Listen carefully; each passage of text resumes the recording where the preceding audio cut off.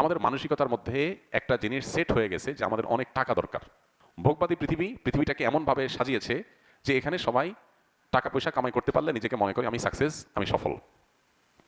মানুষ সুখের পথ এটা নিশ্চিত করবার জন্য যতটা চেষ্টা করে তার চেয়ে বেশি টাকা কামাই করার চেষ্টা করে। অনেক কাজ আছে যে কাজে টাকা নেই কিন্তু সুখ আছে। এখন এই পৃথিবীতে অবশ্য আমরা চিন্তাও করতে পারি না টাকা না থাকলে আবার সুখ থাকে কেমনে, টাকা ছাড়া আবার সুখ হয় কিভাবে, আমরা চিন্তাই করতে পারি না।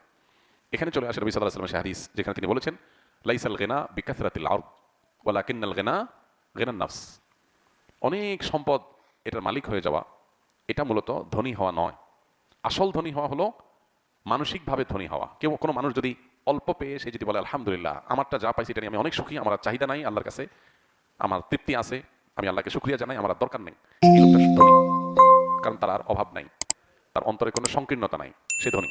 আরেকজনের অনেক আছে কিন্তু এরপরও তার যদি আরো চাহিদা থাকে তাহলে সে ধনী না, সে মূলত গরিব, কারণ অভাব আছে।